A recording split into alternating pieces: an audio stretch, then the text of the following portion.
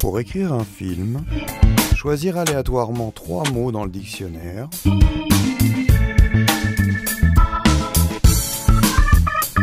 prendre la première image qui vient pour la sortir de son contexte, et construire 3 pitchs à proposer en production, illustrés par ces 3 images.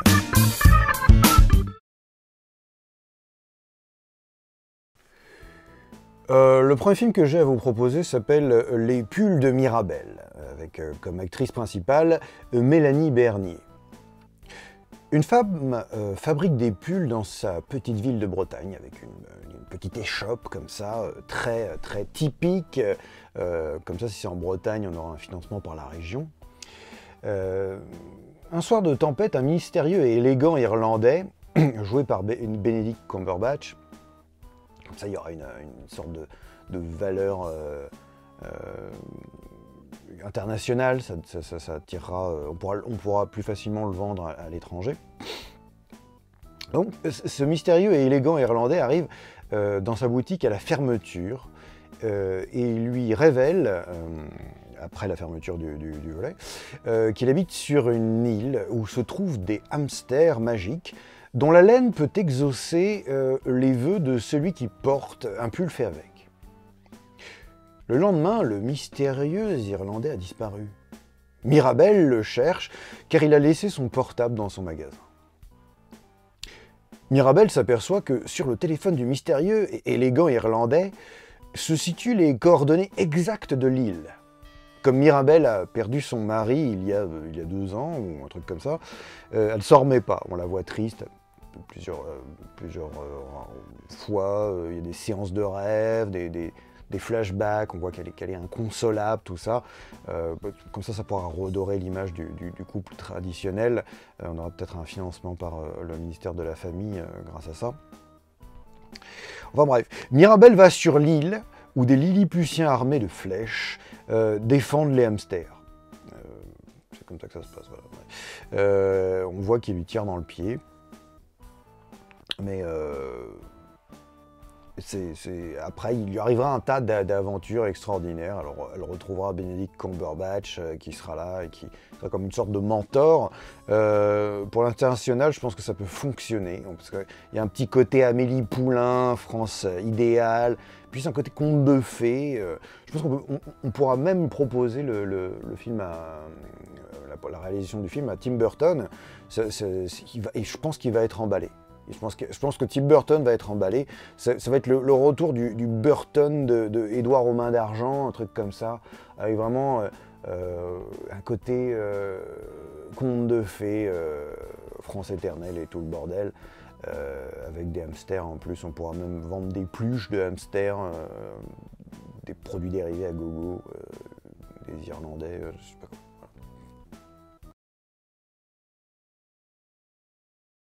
La pension Petit Pas. L'action se passe dans un hospice, qui est un beau château au milieu d'une forêt, comme ça on aura des financements par la région Île-de-France, et puis aussi le ministère de la Solidarité et de la Santé, comme ça on pourra promouvoir le vivre en France et la silver economy. Donc dans cet hospice, où des patients et le personnel font des blagues et se taquinent, une suite de portraits forts en gueule, vous savez, tellement touchants et authentiques. Alors, ils décident d'organiser ensemble un spectacle pour mettre en valeur les compétences passées des personnes âgées. Comme ça on fera chialer sur les années qui passent, la France éternelle, le temps passé où tout était mieux. Avec des images à la Douaneau, Tati, etc. En gros, c'était mieux avant. Voilà, ça c'est l'idée du film, et on a tellement de choses à s'apporter mutuellement, vous comprenez, avec ces hospitaliers généreux et ces patients authentiques, burinés par la vie, tout ça, qui savent tellement de choses. Voilà, c'est des petites vignettes comme ça sera très sympathique. Donc, ils vont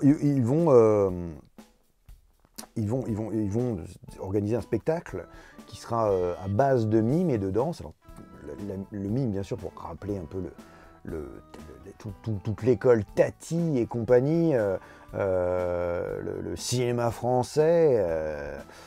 Alors, on aura, dans ces personnages, on aura évidemment un vieux qui n'a pas confiance en lui et qui, du coup, est très sévère. Puis, évidemment, au moment de... Il va s'habiller en mime et il va devenir tout foufou, vous voyez là. C'est tellement... c'est l'hilarité, c'est la joie, c'est le bonheur de vivre ensemble. Et donc il y a un arc, voilà, c'est comme ça, je suis pas content. Puis d'un coup, voilà, un peu... Enfin, vous savez, c'était un peu foufou comme ça, oh, je fais le mime, des trucs comme ça va être absolument formidable. C'est un autre personnage donc, qui a de la... C'est une femme qui a de l'arthrose et qui était une pianiste internationale spécialisée dans Mozart. Elle a Alzheimer aussi, en plus de l'arthrose. Donc elle va être remplacée par un docteur qui va jouer du piano à sa place, parce qu'elle ne s'en sent pas capable. Et il y a une scène où on entendra jouer d'un coup. Les gens, de toute façon, les gens ne voient pas la différence entre Alzheimer et Parkinson, donc on peut en plus lui foutre des trucs comme ça. Et donc, c'est un docteur qui va la remplacer au piano. Il y a une espèce de petit piano, vous savez, les pianos qu'on trouve chez les gens, des quarts piano, là, je sais pas comment on dit, pour accompagner le mime. Donc, elle veut jouer, mais comme elle perd la boule, seulement, ce qui va se passer, c'est que ce docteur va se casser le poignet en se battant avec un dingo, vous savez, cette espèce de chien jaune qui s'est échappé d'un zoo, qui est juste à côté de l'hospice, de la pension Petit Pas. C'est très français, tellement mignon.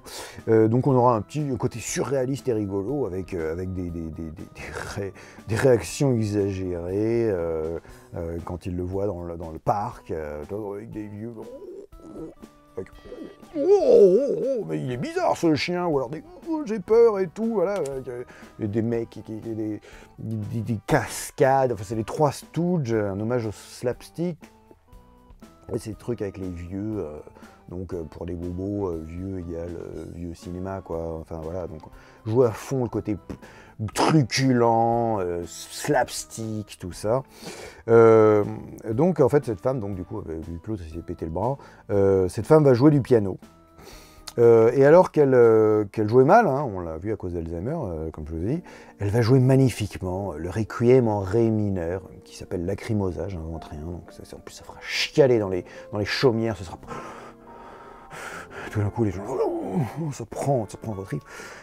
Éclairé par une lumière crue sur ses mains raclées, vous savez, comme ces photos que prennent les étudiants en art sur des vieux, avec des effets comme ça en studio, sur fond noir, tout ça.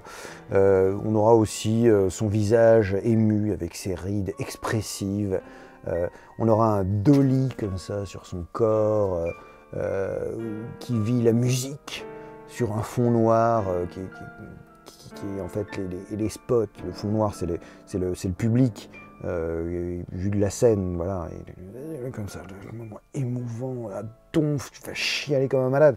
Et le film se terminera sur cette scène-là, donc ça, c'est un peu l'esprit feel good. Nos aînés ont du talent. Ça devrait beaucoup plaire à France 2, par exemple. Il faudrait leur demander s'ils sont intéressés, parce que c'est complètement leur truc. Le papillon tout moche, un dessin animé. Le papillon tout moche est triste, car il n'a pas de couleur. Tous les autres papillons se moquent de lui. Alors il décide de se maquiller avec un kit de maquillage qu'il trouve. Mais il va comprendre qu'il doit être lui-même. Parce que être accepté par les autres tel qu'il est. C'est comme c'est un dessin animé, c'est pour les enfants, vous avez compris. Donc, parce que les dessins animés, c'est forcément pour les enfants.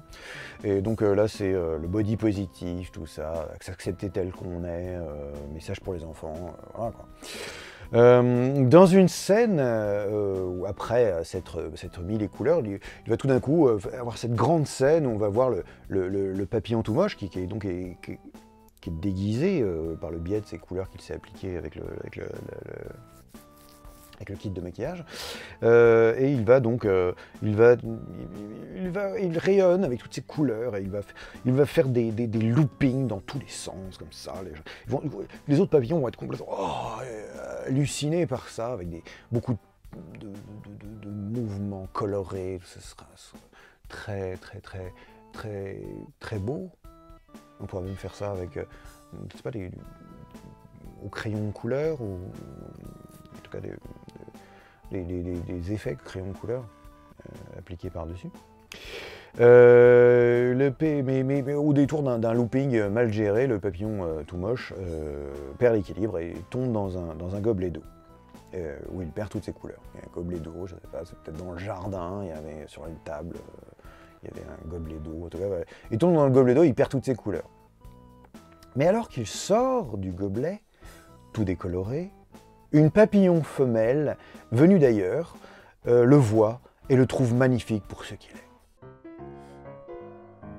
Ce coup-ci, j'ai la formule gagnante. Il ne me reste plus qu'à trouver le bon producteur et action!